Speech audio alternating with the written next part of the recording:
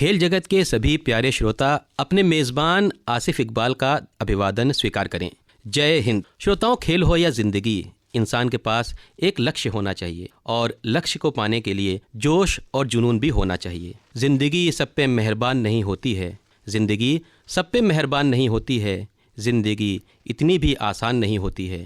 ज़हनो दिल को इत्मीनान नहीं होता है, कहीं आँखें कहीं ज़ुबान नहीं होती है। दोस्तों, ज़िंदगी आसान नहीं होती है, जोश और जज्बे से उसे आसान बनाना पड़ता है। ऐसे ही जोश और जज्बे वाले हैं हमारे आज के मेहमान, जो लोगों के दिलों पर राज करते हैं, जिन्होंने राष्ट्रीय और अंतर्राष्ट्रीय मंचों पर भारत का प्रतिनिधित्व किया और जीता लक्ष्मण अवार्ड। जी हाँ, बात हो रही है para badminton player Abu Hubaida जी की, जो हमारे साथ हमारे स्टूडियो में हैं। अबू हुबैदा जी, प्रोग्राम में हम आपका इस्तकबाल करते हैं।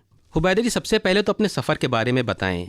कब शुरू हुआ ये सफ़र? उम्र के किस मोड़ पर आपको लगा कि बैडमिंटन ही खेलना है? सबसे पहले तो मैं सभी का धन्यवाद देता हूं और आपके जितने भी श्रोतागण हैं उनको मैं दिल से आभार व्यक्त करता हूं। बैडमिंटन का सफ़र मेरा सन 2011 शुरू हुआ। इससे पहले जो है मैं क्रिकेट खेलता था, लेकिन जो है नॉर्मलों के साथ खेलता था क्रिकेट। पैरा के बारे में नहीं मालूम था, लेकिन फिर धीरे धीरे जब पैरा खेलों के बारे में मालूम पड़ा तो मैंने सन 2008 में एथलेटिक्स खेला और पैरा क्रिकेट खेला। उसके बाद फिर मुझे इंडिविजुअल गेम में जाना था और बैडमिंटन और एथलेटिक्स वगैरह की भी उत्तर प्रदेश या लखनऊ में इतनी अवेयरनेस नहीं थी। मेरा बचपन जो है 35 वाहिनी पेशी में बीता है, तो वहाँ पे खेलों के संसाधन बहुत अच्छे हैं। जैसे बैडमिंटन कोर्ट बना था तो मैंने वहाँ से बैडमिंटन खेलना चालू किया। फिर मुझे नहीं मालूम था कि मैं जब खेलना चालू करूंगा तो अपने प्रदेश के लिए, अपने शहर के लिए, अपने देश के लिए पदक जीतूंगा। बस यही था कि मेहनत करना था, बस मेहनत मेहनत मेहनत करनी थी, जिससे जो है मैं अपने आप को साबित कर सकूं। जी हुबैदा जी, आपकी ज़िंदगी में किन लोगों ने आपको मोटिवेट किया है? वो कौन लोग थे जिन्होंने आपको सपोर्ट किया, आपको कोचिंग दी? देखिए, मेरी ज़िंदगी में सबसे पहले तो मेरे माता पिता ने मेरा बहुत सपोर्ट किया है और आज मैं सच कहूँ तो अपने माता पिता की ही बदौलत हूँ, क्योंकि उन्होंने पहले मुझ पे अपना विश्वास जताया कि भाई मैं कुछ कर सकता हूँ। फिर मुझे सन 2014 में मुझे श्री गौरव खन्ना सर मिले, जो कि पद्मश्री और द्रोणाचार्य अवार्डी हैं, और मैं लकी था कि वो लखनऊ के रहने वाले थे और वो भारतीय पैरा बैडमिंटन टीम के हेड कोच भी है। तो मुझे बहुत फ़ायदा हुआ उनसे और उन्हीं की देख रेख में मैंने बैडमिंटन की जो है अभ्यास किया जो है। जी अबू हुबैदा जी, हम बैडमिंटन में कुछ और बातें करें उससे पहले हम आपकी निजी ज़िंदगी के बारे में कुछ सवाल करते हैं। बैडमिंटन के अलावा आपको और किन चीज़ों में दिलचस्पी है, किस खेल से प्यार है? देखिए, बैडमिंटन से पहले जो है मैं एथलेटिक्स करता था, तो एथलेटिक्स में इतने मेरे पास ना तो एक प्रॉपर कोच थे और ना ही जो है मैंने उसको ज़्यादा समय नहीं दिया। और फिर मेरा तो पसंदीदा खेल था डिस्कस थ्रो। तो लेकिन कहीं ना कहीं उसमें भी टेक्निक और चीज़ों की आवश्यकता होती है, और चूँकि जो है संसाधन के अभाव थे और कोचिंग भी उसकी नहीं थी लखनऊ में और उत्तर प्रदेश में उस समय, तो मैंने फिर बैडमिंटन को चुना। और बैडमिंटन मेरे लिए मेरे घर से बहुत पास था और वहाँ पे लोग खेलते थे, मेंबर्स खेलते थे। उन मेंबर्स ने जो है बहुत सपोर्ट किया और आज मैं जो है भारत का प्रतिनिधित्व कर रहा हूँ। स्पोर्ट्स में आप किस प्लेयर को आदर्श मानते हैं और क्यों? स्पोर्ट्स में मैं सच बताऊं तो मैं मिल्खा सिंह का बहुत बड़ा फैन हूं। और मिल्खा सिंह ने जो उस समय अपर्याप्त संसाधन थे उनको नकारते हुए उन्होंने जो उस समय जो उपलब्धि प्राप्त की और जो भारत को एक खेलों के क्षेत्र में आगे बढ़ाया, ये बहुत बड़ा योगदान है मिल्खा सिंह जी का। जी, स्पोर्ट्स के अतिरिक्त आपको और किन चीज़ों में दिलचस्पी है? आपके शौक क्या हैं? देखिए, मेरा शौक एक तो मैं ट्रैवलिंग करता हूँ और मेरी जो है स्कूटर है, मैं उससे मैंने जो है करीब नेपाल का भी ट्रिप किया था मैंने सोलो जो है, और मैं नैनीताल भी अपनी स्कूटी से ही गया था।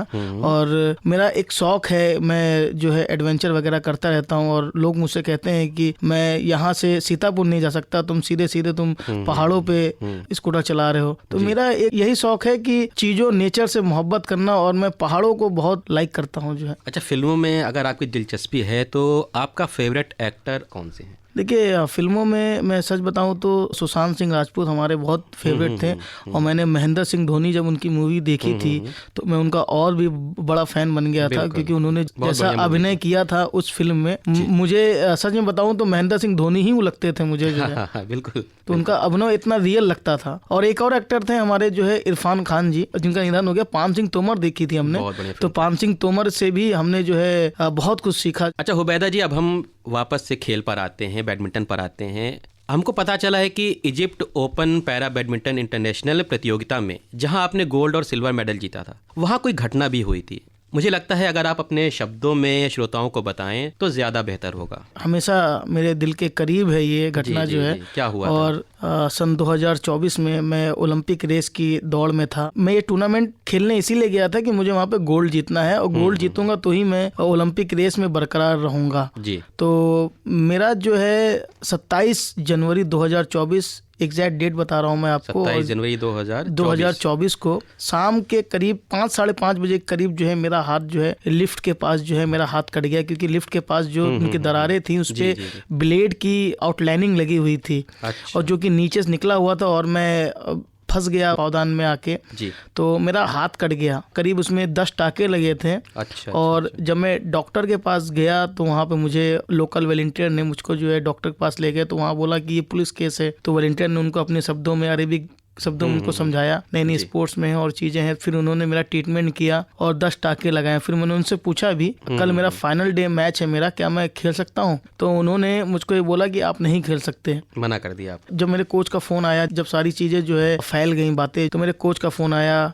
मेरे और दोस्तों को कॉल आया, लेकिन मैंने अपने घर में नहीं बताया जी। और जब मेरे कोच का फ़ोन आया तो उन्होंने बोला कि तुम क्या कर सकते हो, तुम्हारी घाव को देखा है, घाव बहुत गहरा है और कल का मैच कैसे खेलोगे तुम? तो मैंने सर से बोला, सर मैं सुबह तक मैं सही लगूंगा तो खेल लूंगा, नहीं अगर लगेगा सर तो मैं मैच रेफरी से जाके अब मैच को विड्रॉ कर दूंगा फाइनल। तो फिर वहीं से फिर जो है जब सुबह मेरा जब चोट का थोड़ा सा सही रहा और फिर दवा ली मैंने, तो पेन किलर वगैरह खाई और फिर मैंने ऊपर वाले को याद किया। मैंने कहा कि मैं खेलने आया हूँ, क्योंकि मैं व्हीलचेयर खिलाड़ी हूँ तो मेरे लिए काफी टफ है मेरे लिए, क्योंकि लेफ्ट हैंड में मेरे चोट लगी थी और राइट हैंड से मैं खेलता हूँ।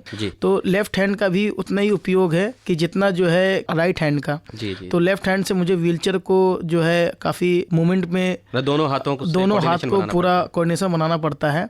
लेकिन मेरी उंगलियां जो है वो लकली चल रही थी, 2-3 उंगलियों से ही केवल व्हीलचेयर को मूवमेंट किया। बाकी मैंने डबल्स पार्टनर को मैंने बोला कि मेरे पास जो भी शटल आएगी मैं उसको खेल लूंगा, बाकी आप संभाल लेना। तो मेरे पार्टनर ने यही बोला कि तूने इतनी हिम्मत दिखाई है तो मैं भी अब इतनी हिम्मत दिखाता हूँ कि मैं तेरी शटलें लूंगा। पार्टनर कौन थे? पार्टनर मेरे थे प्रेम आले, और जो कि इंडियन आर्मी में थे वो।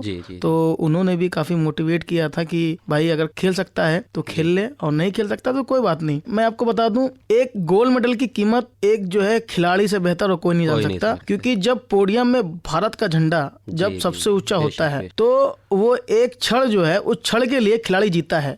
और हमने स्पेन को स्टेट 2 सेटों में हराया था, जो चोट लगने के बावजूद। और स्पेन के प्लेयर ये जानते थे कि इसको चोट लगी है तो सारी शटलें मेरी तरफ ही फेंक रहे थे कि ये जो है मतलब कमजोर है, क्योंकि उन्होंने हमसे कभी जीता ही नहीं था। लेकिन उस समय मैं चोटिल था तो उनको लगा था कि हम ये चोटिल है, हमारे पास एक अच्छा वो है कि हम यहाँ पे गोल्ड मेडल जीत सकते हैं। जब हमने गोल्ड मेडल जीता तो स्पेन की जो कोच है मेरे पास आके मुझे बधाई भी दी, और जितने भी लोग थे सब रो रहे थे, मैं भी रो रहा था, क्योंकि वो एक क्षण एक ऐसा था कि चोट लगने के बावजूद जिसने क्या सोचा नहीं था कि जो वो मेडल जीतेगा या मतलब जो है ऐसा कुछ होगा। तो सभी ने मेरी बधाई दी, और जितने भी ग्रुप में है, फिर जाके मैंने घर में बताया, तब जाके मेरी वाइफ, मेरी माता जी, मेरे पिताजी, तब जाके उनको थोड़ा सा लगा कि चलो मेरे बेटे ने कुछ ऐसा किया, चोट लगी थी। घर में नहीं बताया, शायद घर में बता देता तो शायद मैं कमजोर पड़ जाता, इस वजह से मैंने घर में नहीं बताया। सच में ये बड़ी प्रेरणादायी घटना थी, इससे लोग हमारे सीख सकते हैं। अबू उबैदा जी, बहुत सारे लोग ऐसे हैं जो अपने बच्चों को आपके जैसा ही खिलाड़ी बनाना चाहते हैं, तो आप क्या कहना चाहेंगे उन लोगों से कि एक बैडमिंटन खिलाड़ी बनने के लिए क्या करना चाहिए, किस उम्र से शुरुआत कर देनी चाहिए?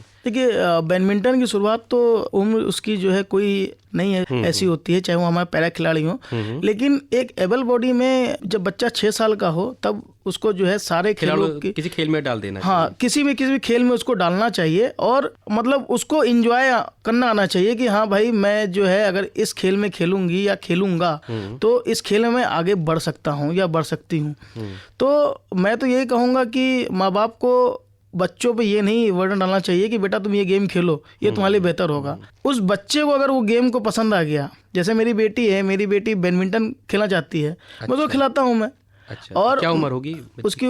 मेरी बेटी की उम्र 6 साल है। 6 साल है? हाँ, मेरी 3 बेटियां हैं, एक 6 साल की है, एक 4 साल की है, और एक अभी 1 महीने की है। अच्छा जी। तो अभी से खेलना मतलब ट्रेनिंग स्टार्ट हो गई है? हाँ, ट्रेनिंग मैं उसकी करा रहा हूँ। छोटी बेटी को भी, मेरी जो 4 साल की है, उसको मैं सोच रहा था पहलवान बनाने की। अच्छा, और कुश्ती में? हाँ, कुश्ती में मैं उसको करा भी रहा हूँ, थोड़ा बहुत उसको एजिलिटी। एक तरह से आप ये कहना चाहते हैं कि 6 साल की उम्र एक आइडियल उम्र है जहाँ से बच्चा किसी न किसी खेल की अच्छे से प्रैक्टिस स्टार्ट कर सकता है, फाउंडेशन है, स्टार्ट हो सकता है। हाँ, स्टार्ट कर सकता है, और स्टार्ट करने के साथ साथ वो एंजॉय करे। उसके ऊपर छोटा बच्चा है, उसके ऊपर बर्डन नहीं डालना है कि आप मेहनत करते रहो, उसको एंजॉय करे। एंजॉय करते करते जब वो सीधे 1 साल 2 साल खेल लेगा तो फिर वो खुद ही सीरियस हो जाएगा कि हमें अब मेडल जीतना। जब उसके साथ के लोग जब मेडल जीत रहे होंगे, अच्छा खेल रहे होंगे, तो उसको भी अंदर भी वो ललक होगी कि मैं भी जो है अच्छा खेलूं, अच्छा करूं कि इससे मैं मेडल जीतूं। इसी से जुड़ा हमारा एक सवाल और है कि उत्तर प्रदेश में बैडमिंटन की वर्तमान स्थिति क्या है? यूपी की और लखनऊ की खेल सुविधाओं के बारे में कुछ हमारे श्रोताओं को बताइए। वर्तमान में जो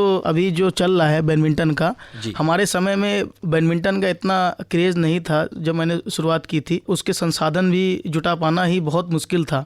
लेकिन वर्तमान में अगर एबल बॉडी के लिए देख लें तो बीबीडी आपका जो है एकेडमी है, और पैरा के लिए देख लें तो हमारे एक्सीलेंस हाई परफॉर्मेंस सेंटर है जो कि लखनऊ में स्थित है। वहाँ पे जो है 6 कोर्ट बने हुए हैं और वो हाई परफॉर्मेंस सेंटर है। वहाँ पे जो है बैडमिंटन कोर्ट के साथ साथ शूटिंग की भी ट्रेनिंग दी जा रही है। उसमें जो है टेबल टेनिस भी है। उसमें आपके 2-3 गेम ऐसे हैं कि आप जो है अगर इसमें आप अगर विफल हो रहे हैं या देख रहे हैं तो आपको कहीं और जाने की जरूरत नहीं। हाई परफॉर्मेंस सेंटर है ये। अब ये कोई नहीं कह सकता कि हमारे पास पर्याप्त संसाधन नहीं है या हमारे पास खेलने के लिए जगह नहीं है। हमारे पास एक पैरा एक्सपर्ट्स कोचेज हैं। हमारे पास जो है हमारे गौरव सर जो कि पद्मश्री और द्रोणाचार्य अवार्डी है, उनके अंडर में और भी कोचेज हैं, असिस्टेंट कोचेज हैं। तो वो भी कहीं ना कहीं जो है चीजों को बेहतर बनाने के लिए कर रहे हैं। पैरा बैडमिंटन में बता दूं आपको, भारत में करीब 1400 से भी ज्यादा पदक अभी इन 11 सालों में पैरा बैडमिंटन में ही आए हैं, चाहे वो मेजर टूर्नामेंट हो, चाहे वो अंतर्राष्ट्रीय ओपन टूर्नामेंट हो। क्या बात है हुबैदा जी, देश में बैडमिंटन की जो वर्तमान हालत है उसमें कोई ऐसी पॉजिटिव बात जो भविष्य के लिए अच्छी हो, साथ में कोई ऐसी बात जहां सुधार की गुंजाइश लगती हो, वो हमारे श्रोताओं को बताइए। देखिए, बैडमिंटन में बस ये सुधार यही होना चाहिए कि जो बच्चा शुरुआत कर रहा है उसके जो खेलने के इक्विपमेंट वगैरह हैं वो थोड़े से सस्ते होने चाहिए ताकि हर कोई बैडमिंटन को खेल सके। आज फेदर की कॉक भी बहुत महंगी आ रही हैं और समय समय पे टूर्नामेंट वगैरह भी जो है कराने चाहिए ताकि खिलाड़ियों को अपनी जो है प्रैक्टिस का और अपनी चीज़ों का पता चले कि मैंने इतनी प्रैक्टिस की थी तो मैं इस टूर्नामेंट में जाकर इतना विफल रहा हूँ। मैं पैरा खेलों की बात कर रहा हूँ और जो है एबल बॉडी में तो टूर्नामेंट्स तो होते रहते हैं, लेकिन पैरा खेलों में कहीं ना कहीं टूर्नामेंट नहीं हो रहे हैं, जिसके कारण से नए खिलाड़ियों को चांस मौका नहीं मिल पा रहा है। तो इसमें सुधार करने की बहुत जरूरत है और जो कि अवेयरनेस भी होनी चाहिए लोगों को कि हाँ ये टूर्नामेंट, कई लोगों को तो पता ही नहीं चलता कि ये टूर्नामेंट हो गया और फिर बाद में पता चलता है कि टूर्नामेंट ये था तो अब मैं क्या करूं, अब मैं इस साल भर बाद आएगा। तो कहीं ना कहीं लोगों का एक समय भी निकल जाता है जिसके कारण से लोग डिमोटिवेट भी हो जाते हैं। कोई ऐसी पॉजिटिव बात जो आप बताना चाहेंगे? पॉजिटिव बात तो बस यही है कि खिलाड़ी अपना जितना भी समय हो मेहनत करे। अबू हुबैदा जी, देश में काफ़ी सारे लोग हैं जो दिव्यांग तो हैं लेकिन देश के लिए कुछ करना चाहते हैं, तो आप उनसे क्या कहना चाहेंगे? लोग आपको सुन रहे हैं। देखिए, मैं उनसे यही कहूँगा कि जितने भी दिव्यांग भाई बहन हैं या हमारे एबल बॉडी के हैं, देखिए सफलता की कोई शॉर्टकट नहीं होती, उसके लिए मेहनत करनी पड़ती है। जब हमने भी शुरुआत की थी तो बड़ी मेहनत की थी और आज इस मुकाम पे है कि वर्ल्ड नंबर 3 है, इंडिया नंबर 1 है। तो ये इंडिया नंबर 1 और वर्ल्ड नंबर 3 के बीच की जो सफर है ये काफी कठिनाइयों भरी है। बिल्कुल। अबू हुबैदा जी, खेल जगत का समय यहीं पर समाप्त होता है। आप हमारे स्टूडियो आए, आपका धन्यवाद। जी धन्यवाद। श्रोताओं, हम उम्मीद करते हैं कि आज का कार्यक्रम आपको पसंद आया होगा। फिलहाल अपने मेजबान आसिफ इकबाल को दें इजाजत। जय हिंद।